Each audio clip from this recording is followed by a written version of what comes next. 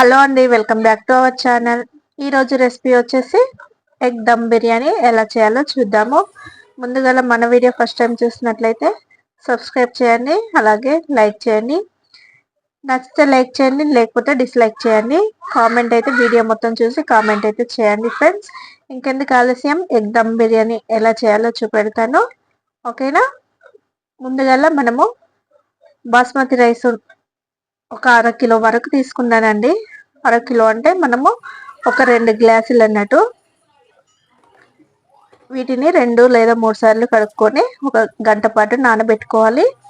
6 ఉడికించిన గుడ్లు, కొత్తిమీర, పుదీనా, పచ్చిమిరపకాయలు, అల్లం వెల్లుల్లి, ఓల్ గరం మసాలా, పెరుగు, ఆనియన్స్ ఇవన్నీ ఇలా కట్ చేసి అయితే రెడీ పెట్టుకున్నాను.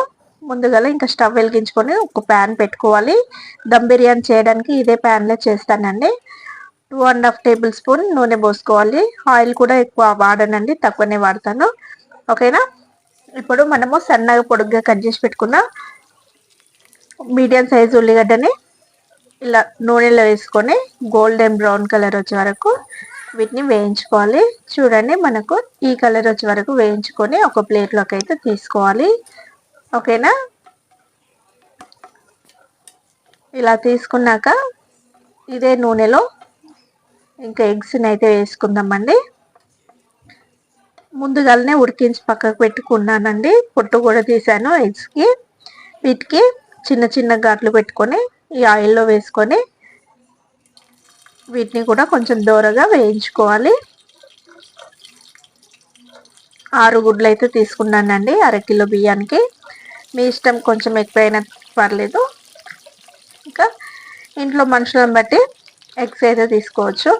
నేనైతే 6 గుడ్లు అయితే తీసుకున్నాను. చిటికెడంత పసుపు వేసుకోవాలి, కొంచెం అంత ఉప్పు, అలాగే 1/2 టేబుల్ స్పూన్ వరకు అంటే కొంచెమే కూడా కారం వేసుకొని వీటిని ఈ కారం, ఉప్పు, కారము, పసుపులో మంచిగా ఒక కలర్ వచ్చే వరకు వేయించుకుంటూ ఉండాలి. ఇలా వేగాక ఇంకా ఈ గిన్నె, బిర్యానీ చేసుకోవడానికి గిన్నె ఉంది కదా, ఆ గిన్నెని తీసి పక్కకు పెట్టి వేరే గిన్నె పెట్టుకొని అందులోకి 1 లీటర్ వరకు నీళ్లు తీసుకున్నాను. లీటర్న్నర వరకు నీళ్ళు తీసుకొని మనం ముందుగా హోల్ గరం మసాలా రెడీ చేసి పెట్టుకున్నాం కదా, ఆ గరం మసాలా, రుచికి సరిపడు ఉప్పేసి చిన్న 1/2 చెక్క నిమ్మరసం పోసుకొని ఇంకా మూత పెట్టుకొని ఈ వాటర్ని అయితే బాగా మరగనివ్వాలి. ఇంక ఇంతలో మనము అల్లం వెల్లుల్లి పేస్ట్ అయితే రెడీ చేసుకుందామండి. అల్లాన్ని చిన్న చిన్న ముక్కలుగా కట్ చేసుకొని వెల్లుల్లి రెబ్బల్ని పొట్టు తీసి పెట్టుకున్నాను. వీటిని కూడా మంచిగా మెత్తటి పేస్ట్లో పెట్టుకొని ఒక గిన్నెలోకి తీసుకోవాలి. కటోర్లోకి అయితే తీసుకున్నాను.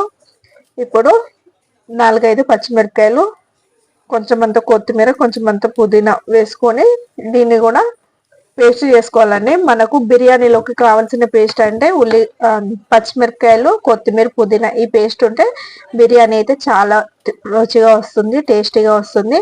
ఓకేనా? గడ్డ పెరుగు అయితే తీసుకున్నాను, ఇంట్లో రెడీ చేసుకున్నది. పేస్ట్ రెడీ చేసి పక్కకు పెట్టుకొని ఇంకా పెరుగును కూడా కొంచెం మెత్తగా కలుపుకున్నానండి. ఇప్పుడు ఈ ఎగ్స్లోకి ఇంకా మసాలాను అయితే ప్రిపేర్ చేసుకుందాము. ధనియాల powder, biryani masala 1/2 table spoon, 1.5 table spoon కారపొడి, రుచికి సరిపడ ఉప్పు,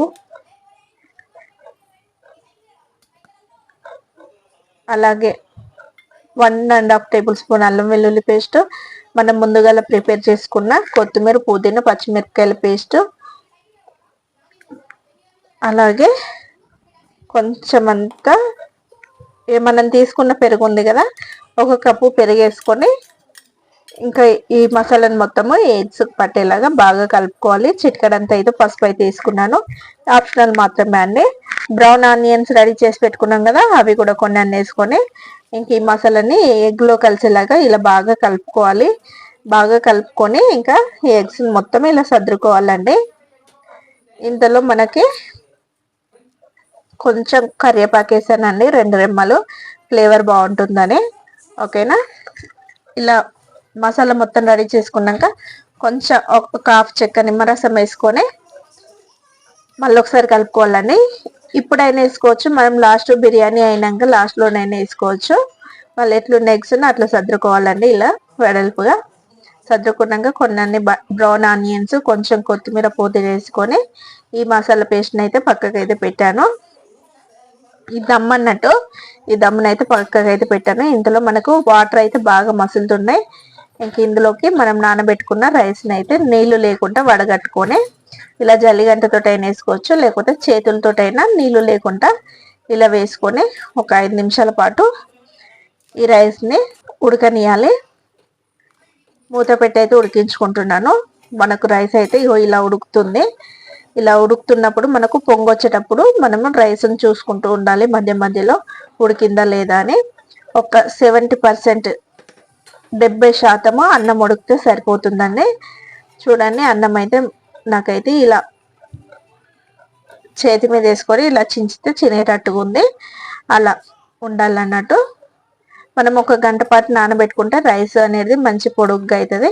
ఇంకా ఈ రైస్ని తీసి పక్కకు పెట్టేసి ఇంకా దమ్ అయితే మళ్ళీ స్టవ్ పైన పెట్టుకొని ఈ దమ్లోకి ఇంకా ఆ రైస్ ఉడికించుకున్న రైస్ ఉంది కదా, ఆ రైస్ని పరుచుకోవాలండి. చూడండి, ఇలా ఇలా వేసుకోవాలి. ఒక దగ్గరనే కాకుండా ఈ బిర్యానీ కింద ఉంది కదా, దమ్ముకు మొత్తం పట్టేలాగా ఇలా పట్టించుకోవాలి. ఇలా వేసుకున్నాక పైనుండి కొంచెం కొత్తిమీర, పుదీనా, అలాగే బ్రౌన్ ఆనియన్స్ వేసుకొని ఒక 10 నిమిషాల పాటు ఈ దమ్ముని మూత పెట్టి ఉడికించుకోవాలి. ఓకేనా. 10 నిమిషాల తర్వాతకి మనకైతే దమ్ బిర్యానీ అయితే రెడీ అయింది. ఓకేనా. ఇంకా మంచిగా వేడి వేడి పొగలు వస్తున్నాయి. ఇంకా స్టవ్ ఆఫ్ చేసుకోవాలని ఈ బిర్యానీ అయితే చిన్న మంట పైన ఉడికించుకుంటే సరిపోతుంది. ఇంకా స్టవ్ ఆఫ్ చేసుకుంటే మనకు ఎంతో రుచికరమైన దమ్ బిర్యానీ రెడీ అయినట్లే ఫ్రెండ్స్. ఓకేనా.